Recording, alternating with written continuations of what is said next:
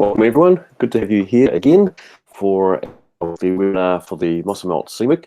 We have with us tonight Ian Upton, all the way from Coventry University. Hello, hello. So welcome Ian. So as you can hear, I've got a bit of a croaky voice tonight, so hopefully it'll hold out on me, and if it doesn't, then Ian will just have to take over and ask lots of questions or something. Yeah. Yeah. Put you in the deep end there. So yeah, so this is week 3. So week 3, we're really looking at possibilities around geolocation, and the other activity was exploring the scholarship of technology enhanced learning. And for some people, perhaps it's the first time to even hear of the term or look at some of the issues around that. And so we put together a very, very short survey, 10 questions, and there's some interesting results from that. So I think we can sort of launch off that and have a bit of discussion around that. So it'd be nice to get Ian's feedback on that from the UK perspective as well. Yeah. I mean, I did the survey, and this is probably more a personal perspective than anything else. I wouldn't consider myself particularly immersed in research, so I found a lot of the questions in there, really, it was like, oh, can I do that kind of thing? So it was not so much, am I joining this, am I part of this kind of thing?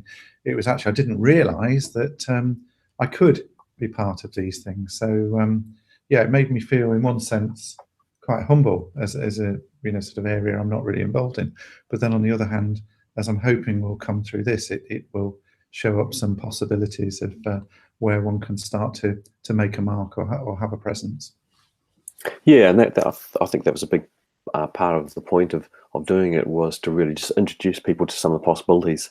So even people who are, not your traditional academic researchers can actually show significant impact in the field with alternative metrics. And so we sort of, the survey does introduce people to some of those possibilities. So I'm going to launch into some screen sharing. And hopefully I don't start coughing. And just to have a look at week 3 of the cMOOC.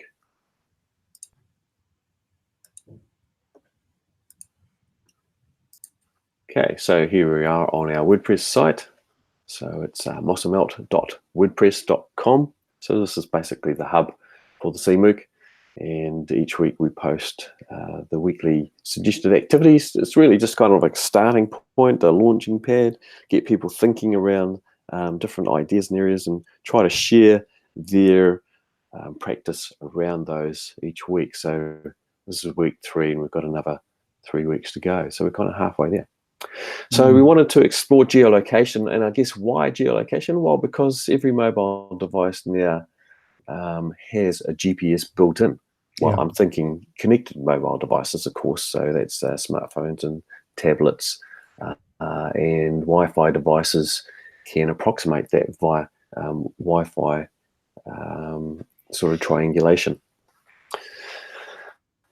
So if you're not aware, if by default the GPS will be on your phone, your smartphone, and Google will know where you are unless you go and turn it off.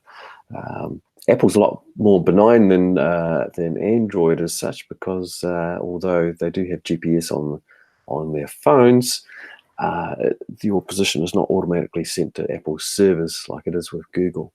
Do you know, Tom, I don't know if that's actually, I think it's more privacy orientated than Android, but I know I've been looking at some stuff, and where I've dug through on my iPhone, I'm very much an Apple person, and I was absolutely gobsmacked at the information that the thing was storing. I've got one of these Apple Watches, and one of the things on here is a fitness activity. Yeah.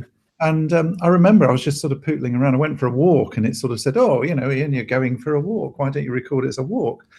Click recorded as a walk. And when I went back the next day to have a look at how fit I wasn't very fit, by the way, and the walk wasn't a particularly long one, but it had actually plotted out exactly where I had walked and stopped and had a rest and all this sort of carry on. Absolutely amazing, the information that goes into these devices, which I think if you're aware of is fab. Yeah. But if you're not aware of it, it's quite an eye-opener when you dig in. Anyway, sorry I Yeah. interrupted you there. No, that's good. That's good. Means I don't have to talk so much. But you're right.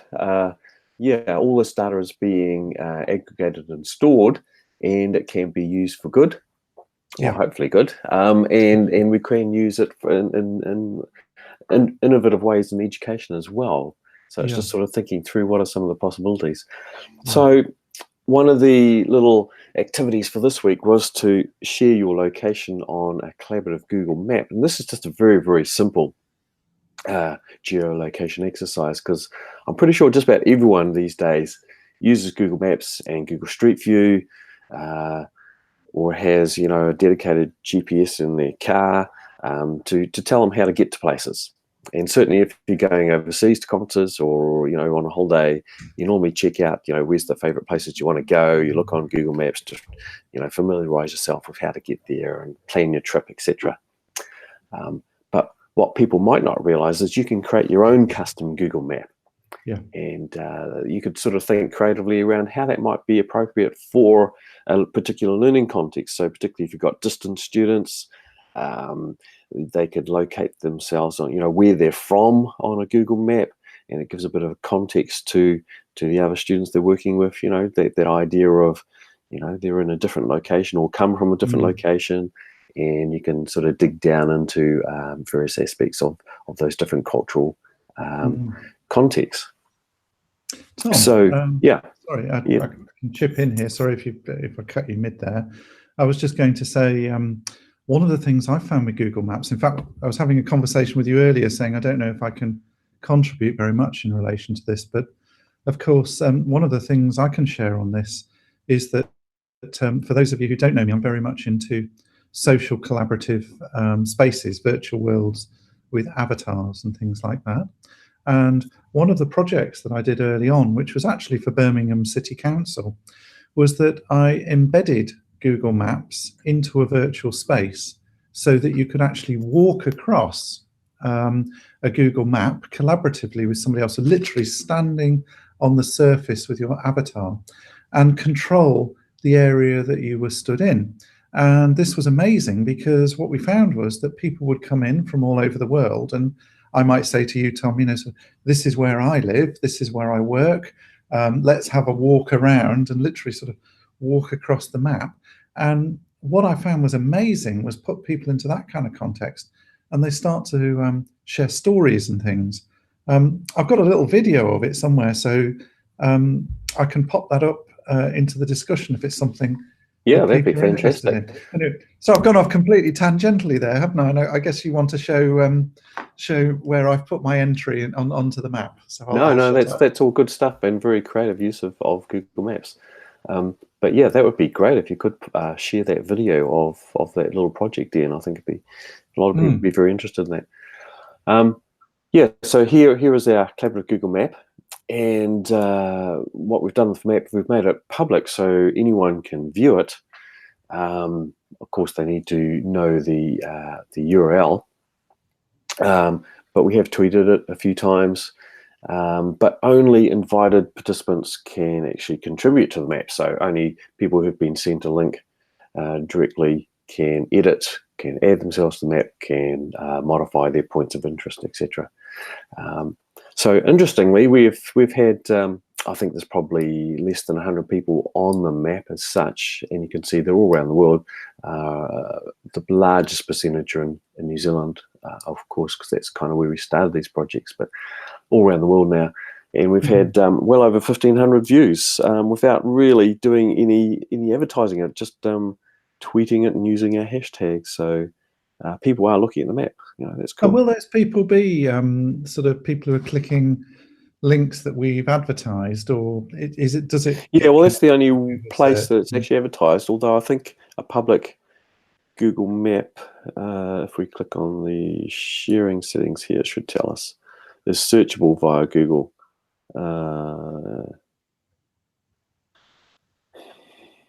Yeah, if we change that, public on the web. Yeah, so it's public on the web. Probably people, if they search for MOSOMELT, they would find a link to it. But I think the predominant way that it's been shared really is just we have tweeted it a few times. So this week's activity was for people to locate themselves on the map. So a few people have. Obviously, this is not compulsory, so it's up to people if they want to, share where they work or whatever location they want to share. So a few people have.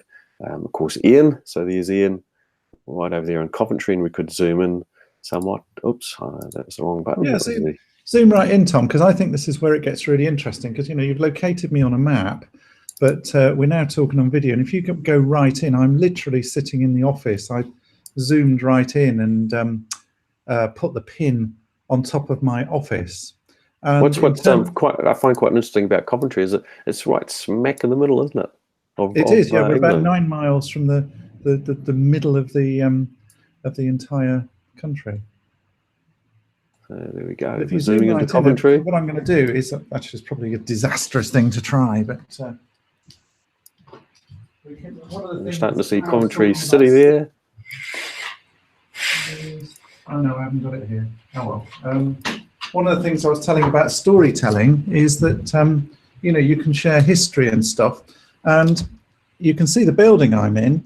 Now, if you look, that's it, that's the building. You just need to zoom out a little bit, Tom. If you look across the road, so you can see New Union Street, yep. It's a little bit difficult to see, but there is a ancient sort of Middle Ages spire, Christchurch spire, which you can't really, you can sort of see a sort of hex, I'm pointing at it here, it's rubbish, but just across the road, you can see Inspire Cafe Bar and Christchurch spire. But that actually is a very, very ancient spire, and Coventry is about the 3 spires and was this huge Middle Age Christian community. So, has these sort of very, very old monuments. And what I was going to do, and of course I forgot I'm on the wrong side of the building, was I could have just picked up my laptop here and showed you showed it you out the window. Yeah, and I think that for me, sort of sometimes using these maps and stuff like this, it can be a fantastic way to really sort of share stories and make connections more real. Yeah, and I think basically contextualizing where people are from, and you're right. I've been to Coventry 3 or 4 times now, and it's just so rich in history with the various monasteries and churches that are there that date well back to early Middle Ages or before, and actually seeing them digging up old Catholic monasteries that they had even forgot were there, because Henry VIII had destroyed them and wiped them from the records of history. So Absolutely. Really interesting. Yeah. I mean, just to chip in something else, Tom, and again, it's going back into Ian history a little bit, and I'm frantically trying to remember the environment it was. I've got the feeling it was the now defunct Blue Mars, if that means anything to people. But you could actually, on that, go into a link like this, and then with your avatar and with other avatars, stand in Street View. So it was like you had your avatar, rather than looking at it through a screen, you could actually stand with other avatars collaboratively and socially in a street view. And so for example here, you could have zoomed in with me, and I could have, with my avatar form, stood here talking about the spire and interacting with you. A virtual tour. Yeah. But so Google do have other tools, and some of them, like Google does, they either get rid of them or they bring them back in a different form, and so they have like a tour tool, Google Expeditions, which was closed only for schools, but now is open for people to create their own expeditions. Wow. And another tool, I can't remember what it's called. It used to be called Tour Builder, right? But is now called something else. And you can create these really rich, interactive 3D animation tours and slideshows of various locations, which is fantastic. So that's the Google Map. So if anyone's watching this and has received their invite to the map and hasn't put themselves on there yet, then feel welcome to do so. If you're taking the cMOOC and haven't received an invite, either you've shared us the wrong email, in other words, you're an email which is not registered with Google, and so we can't give you the access, or you haven't sent us your email. So if you want to be on the map, send us your Google email. The other activity was the survey. So there's the link here to the short survey on the Scholarship of Technology Enhanced Learning. So let's just sort of walk through some of the results of that, Ian. I think kind of interesting.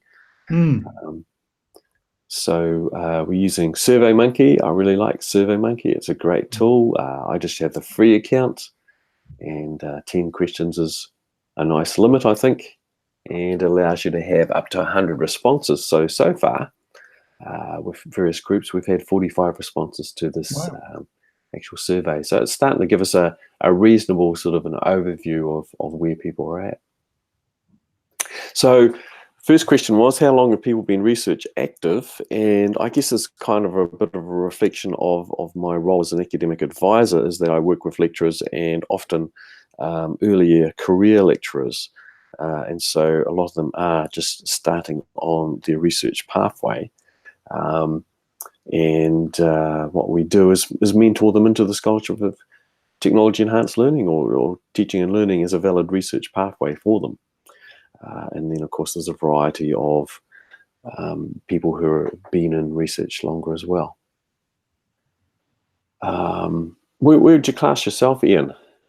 Well, I thought this was where it was really interesting, Tom, because you know, I've got a bit of a weird background, really, in comparison to a lot of my colleagues and people. So I sort of came into universities fairly late, but actually my background is I'm an artist. So, you know, I did my degree and my MA and whatever, and you don't sort of do PhDs as an artist, but I had gone on and had exhibitions and things. Yeah. So I was actually really quite interested to see that you'd included lower down, you know, had you had exhibitions and things, which of course, in a way are, I believe, are sort of would be considered sort of valid research outputs. That's right, and impact in society. Yes, because my background is in music and music production and playing rock bands, etc. When I was younger, of course. And so creative arts is part of my passion, and so I work in a lot of the sort of creative arts domains, departments in the university. So yeah, a lot of the people involved here, particularly in the just starting area, are in the creative arts. And so that's why we brought that in, because it is a different approach. So what types of research publications have people published in? It is interesting to see, you know, a bit of a range there. Journal articles, conference proceedings is the highest, very closely with conference abstracts, and I guess that is a bit of a reflection on neuro researchers, that you tend to start throwing around an idea at a conference, you get critical feedback from your peers, and then you build that into a journal article. Book chapters, you know, a little bit less. I'm not sure if it's the same in the UK, but in New Zealand, you really don't get any kudos for doing a book chapter. Everything's really rated around journal articles, which is kind of a bit of a shame. But I think that culture is slowly changing as governments start to change their focus on what they will fund, and they're more interested in looking at the impact on wider society than just the niche of academia, which is what journal articles tend to reinforce. So we did have in the artworks, as Ian was talking about, performances, you know, even patents are valid research forms of output, and increasingly people are starting to validate things like social media blog posts as a valid form of like self-publishing. And there's a link there to some others as well. So what was included in that? Book reviews, apps, none. Thesis. So yes, actually a master's or PhD thesis is a very high-ranked output, because it's a huge body of research. So your thesis is a very valuable bit of research output. So what social networks do people utilize to publicize their research? Interesting how high Twitter is there. Yeah, I'm not surprised, because I do find that in academia, Twitter is quite highly used. I guess the results are probably slightly skewed, because we do really promote the use of Twitter to people who take the cMOOC, and in fact, it's one of the tools you need to sign up for to be able to communicate. So that may have a bearing on the response, but certainly find in academia people are quite, or education people are very willing to share on Twitter. Facebook, I tend to find, really is the domain of social interactions. Scoop It, not too many people have heard of Scoop It. It's kind of like a curation tool where you can like articles, curate them, write your little reviews about them, and then share them. Yeah. Mendeley is a bit like EndNote, but it's its own social network as well. Google Plus, so we're going to have to take that out of the survey for next time because it no longer exists except for enterprise. Pinterest, it's kind of interesting because Pinterest has actually grown rather popular with students. So still absolutely nothing there.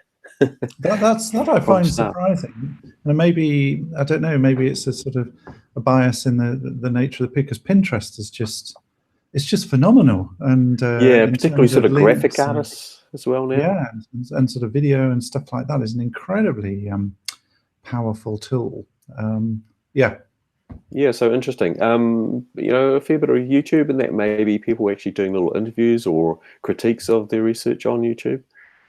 You know, maybe recording, you know, television interviews discussing their research. Who knows? And then there's a few others there as well. What have we got under others? Okay, yeah. So most of these answers here actually more actually covered it in further questions further down, so people hadn't read the rest of the questions before they put them there. That's okay. So question 4, what research social networks? So the focus here is upon research social networks, and there are some specific ones here. You can see academia.edu, ResearchGate, Mendeley, and by far the highest there is ResearchGate. I'm interested here, Tom, and again, this is probably from a fairly sort of new to this arena. I would have expected to see LinkedIn on there, or is that, am I missing a point? That's further down as well.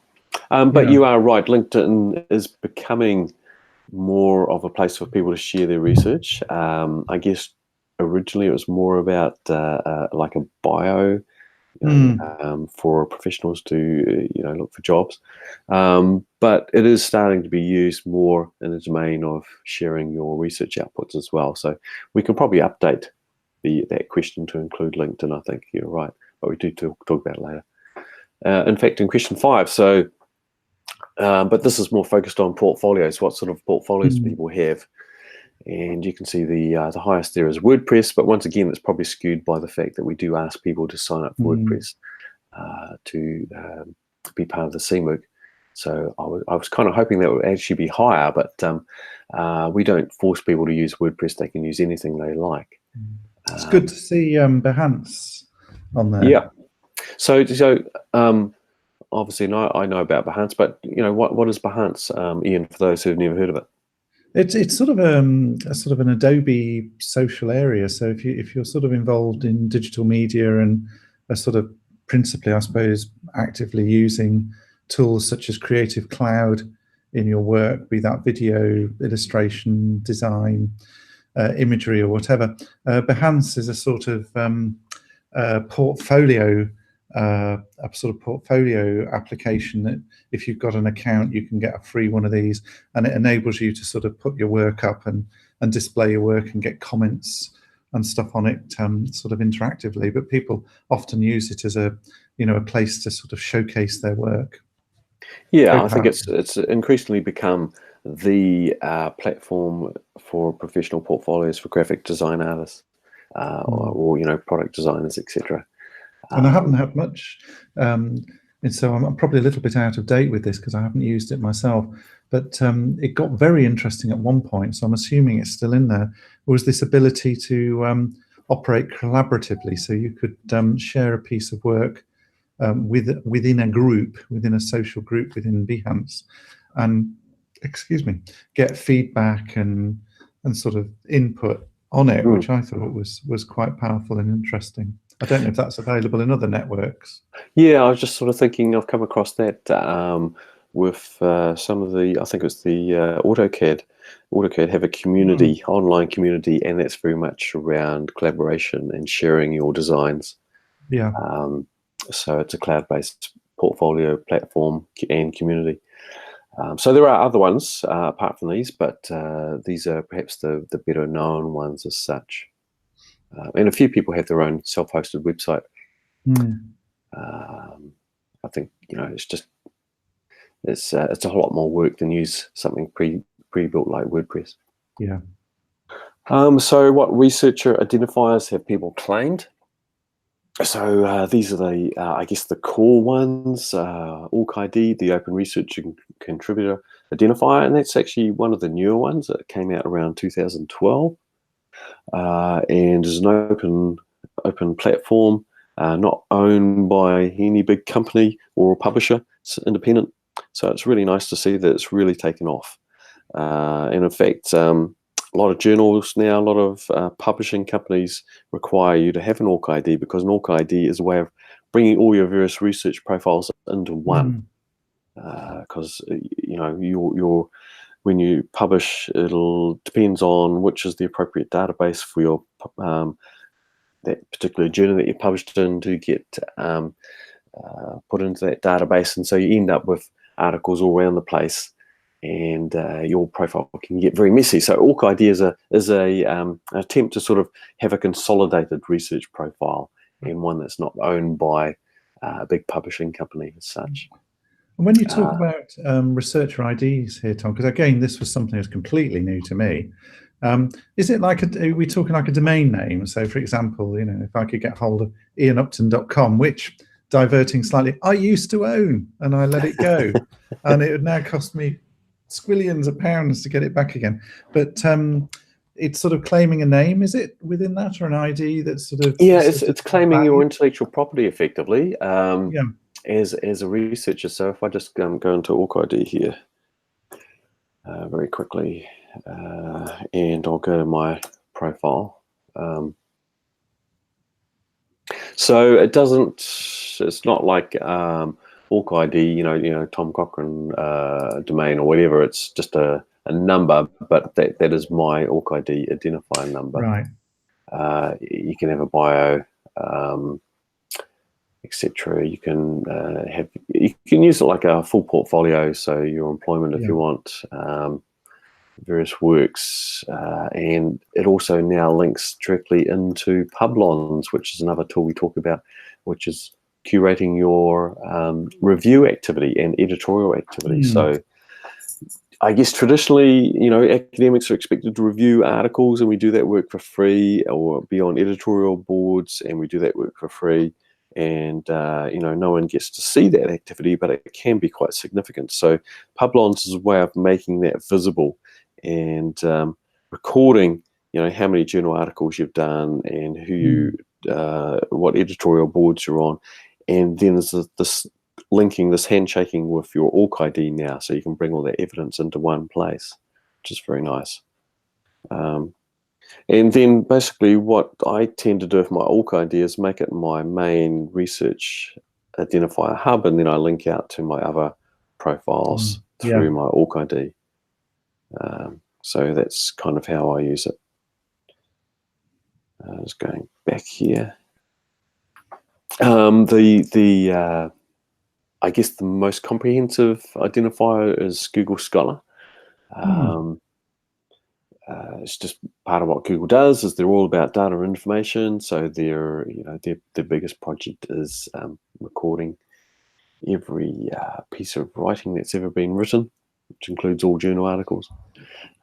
So you will have Google Scholar identifier. You can go in and claim it by searching for yourself, finding yourself, and then saying, hey, that's me, and linking your email address to it. It's a nice tool. It has you know, good citation statistics.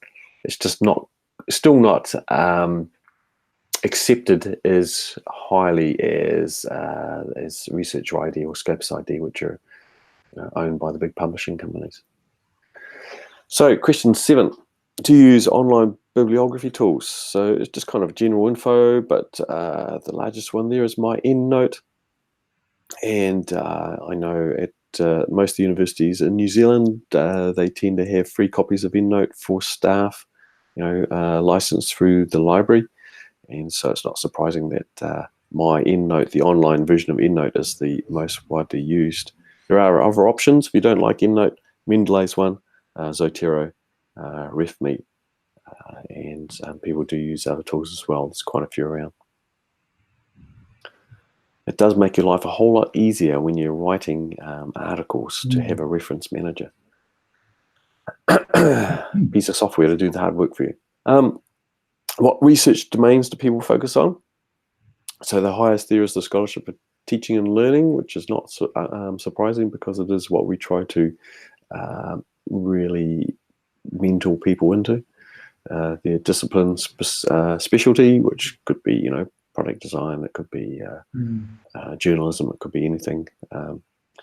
Practice-based, so we do have a fair number of lecturers in the creative arts, so they're practice-based, and we do have a fair number of lecturers in health and at AUT, in particular in the clinical health sciences. So I guess the more hands-on sort of health disciplines like paramedicine, physiotherapy, nursing, etc. We don't train GPs or specialists. That's done by Auckland University in Otago,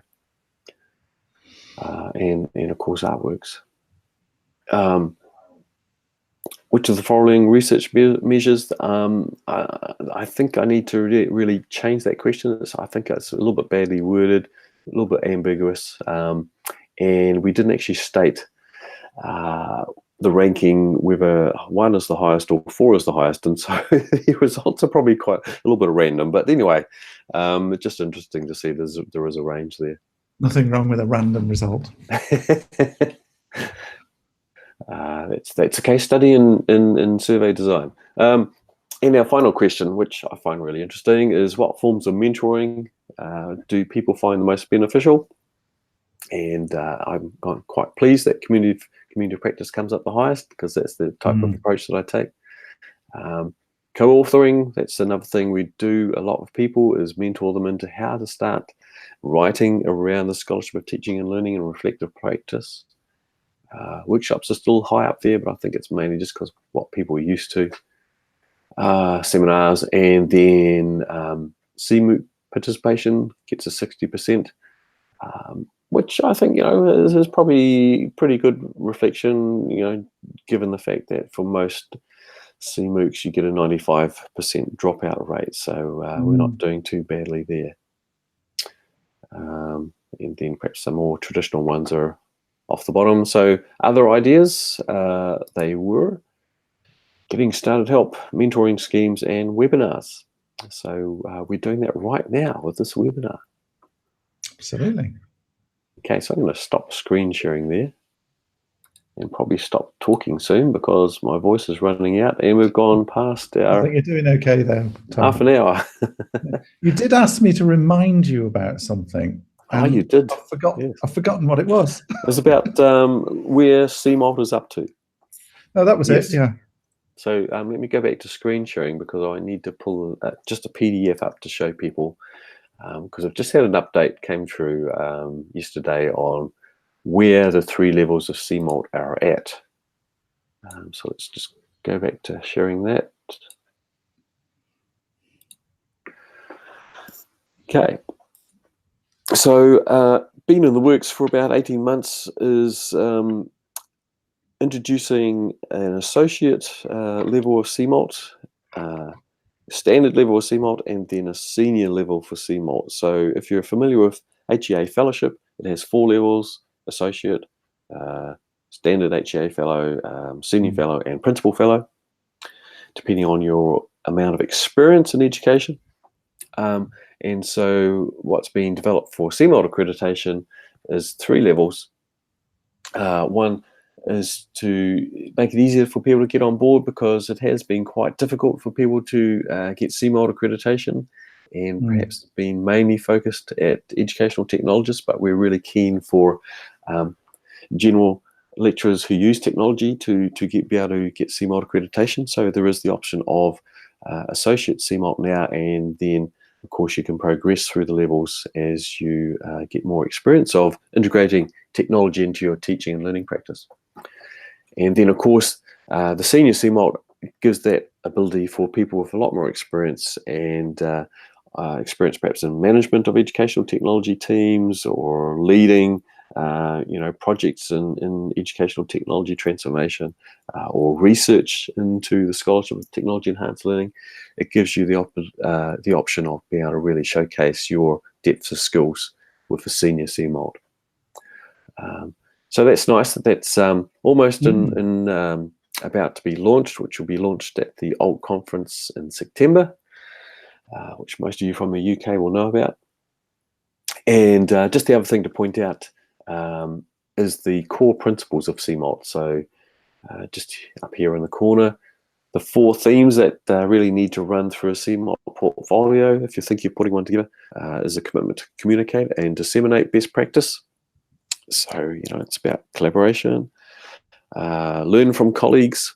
So that's what we're doing right now, and getting feedback from Ian. A commitment to explore and understand technology and with respect to teaching and learning. It's not just about playing with tools and toys. It's about the learning process and how that can enhance it. And almost had a cough there. The other theme is really keeping up to date with technology, because technology changes so rapidly, and it's like this exponential curve. So you really need to commit to stay up to date with technology. So that's where cMOOC accreditation is currently up to. It's moving along, which is good. And for those who have struggled to get their cMOOC accreditation, there will be associate level. As those who want to go further, there's the senior level, will be launched in September. Cool. So there we go, Ian. New goal for you: get that senior cMOOC. Thanks, Tom. I'm sure you can. So thank you, everyone who's been watching us or might watch this later. Hope it's been useful for you. Sorry about my croaky voice. Hopefully it'll be better for next week.